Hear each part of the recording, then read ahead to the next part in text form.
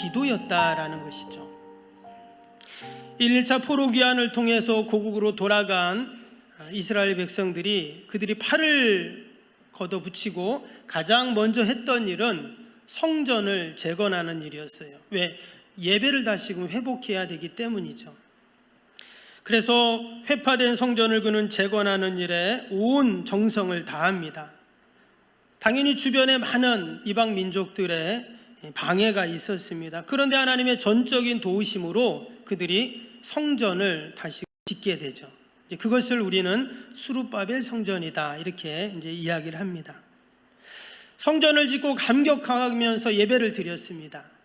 이제는 모든 것이 다 이제 잘 될 줄 알았어요.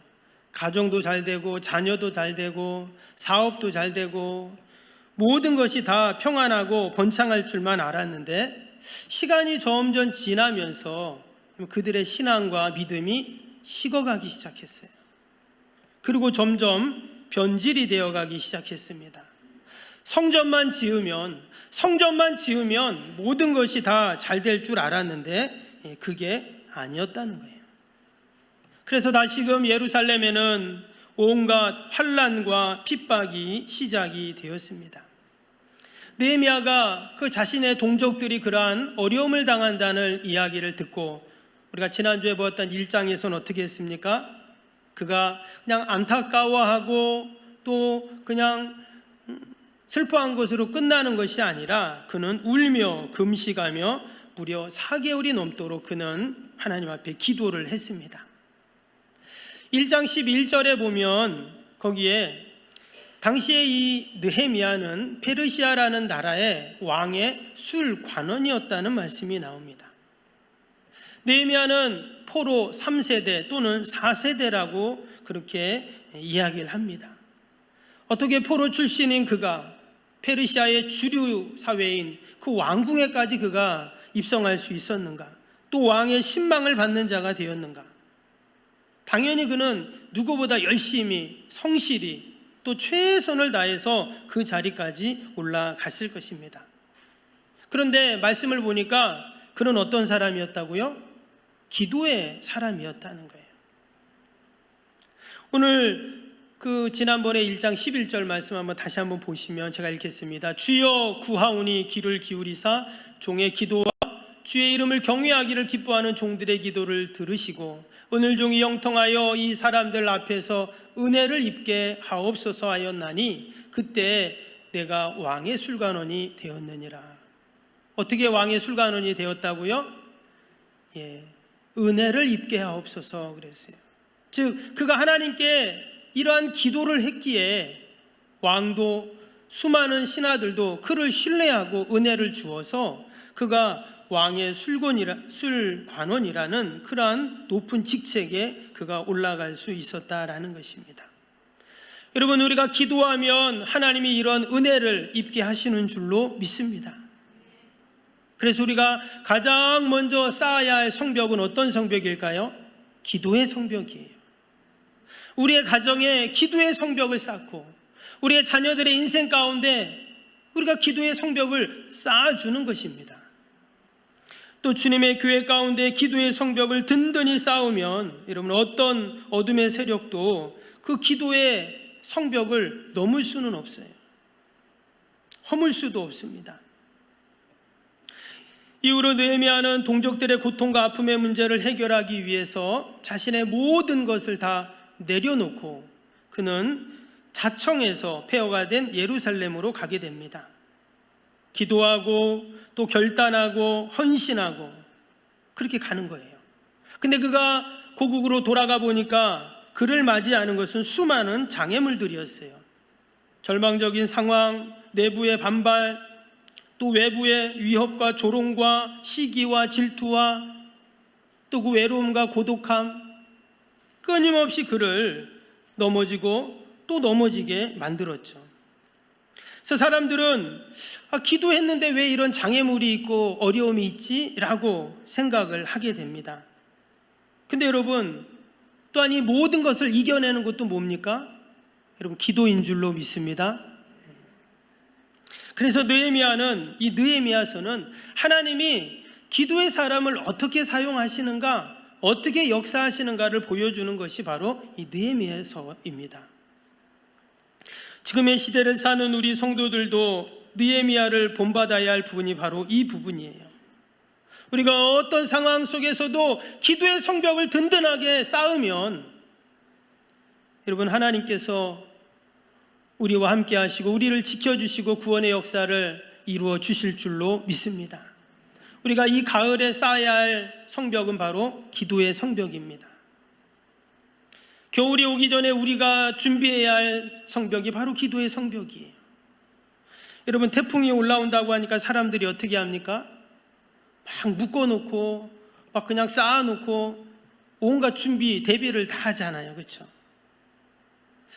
여러분, 우리 인생에 태풍이 부는 날이 있습니다. 그런데 인생의 태풍은 예고가 없어요. 세상의 태풍은 여러분 예고를 해주잖아요. 일기예보에서, 기상청에서.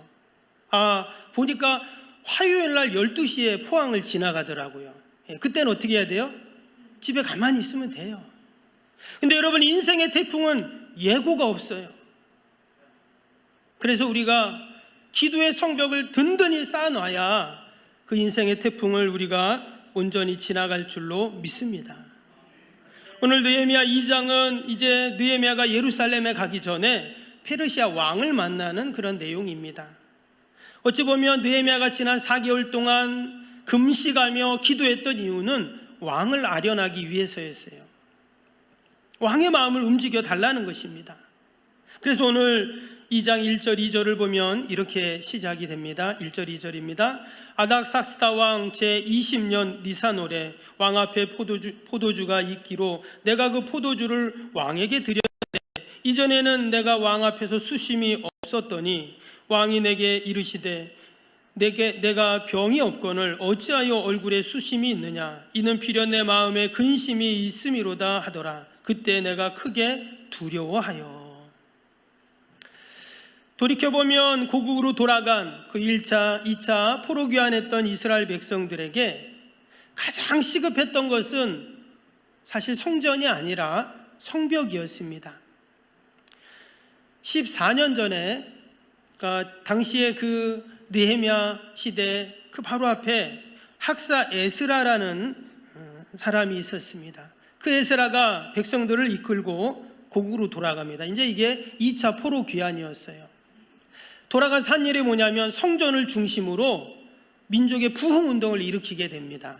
그리고 박차를 가해서 한 일이 뭐냐? 성벽을 재건하는 일이었어요. 여러분, 성벽이 없으면 어때요? 끊임없이 이방 민족들이 쳐들어오잖아요. 그래서 우리가 성벽을 다시금 재건하고 성문을 중수해야 된다. 그래서 온 백성들하고 마음을 모아서 그 일을 하게 됩니다. 그런데 그것을 싫어하는, 두려워하는 사람들이 있었어요. 예루살렘의 재건과 이스라엘의 영광을 회복하는 것을 싫어하는 사람, 바로 이방 민족들이었습니다. 특별히 사마리아 사람들이 성벽 재건을 조직적으로 방해를 합니다. 결국은 그 성벽 재건이 이제 무산이 되게 돼요. 근데 그 사마리아 사람들이 방해 역사를 폈는데 그것이 뭐였냐면, 당시에 그 페르시아의 초대 왕이었던 고레스 왕인데요, 그 고레스 왕, 우리가 고레스 왕 알죠? 바벨론을 멸망시킨 그 고레스 왕이 제국에 있는 모든 포로들에게 고국으로 다 돌아가라는 그런 칙령을 내게 되잖아요. 그래서 고레스 칙령이라고 이렇게 말을 합니다. 뿐만 아니라 돌아갈 때 어떻게 해요? 성전을 건축할 수 있는 모든 준비까지 이 고레스 왕이, 하나님이 그 마음을 움직이셔서 다 준비하게 해주십니다. 그래서 1차 포로 귀환했을 때 수룹바벨과 예수아라는 사람이 그 백성들을 이끌고 5만 명 가까이 되는 백성들 이끌고 가서 그들이 성전을 지은 겁니다. 그때도 사마리아 사람들이 많은 방해를 했었어요. 그런데도 하나님의 은혜 가운데 성전을 그들이 잘 짓게 되는 것이죠. 근데 그때도 사마리아 사람들이 얼마나 반대를 하는지 몰라요. 그리고는 그 제국, 그 페르시아 왕에게 상소를 보내잖아요. 이 유대인들은 유일신 여호와 하나님이라는 신을 믿는데 그 신의 말만 듣지 다른 사람 말을 안 듣는다. 그러니까 그들이 성전을 짓게 되면 그들이 중심이 돼가지고 성전 중심으로 제국의 왕에게 반기를 들 겁니다. 그럼 큰일 납니다. 이런 상소를 보내니까 당시에 그 고레스 왕인 손자 그 아들이었던 다리오라는 왕이 그래 그러면 성전 짓지 마. 그래갖고 성전 건축이 중지된 적이 있었어요. 근데 그 다음에 이어지는 학개 선지자가 아니다. 이것은 하나님의 사명이다. 우리가 죽기를 각오하고 성전을 지어야 된다. 백성들을 일깨웁니다. 그래서 학개 선지자를 중심으로 그들이 다시금 성전을 짓게 되죠.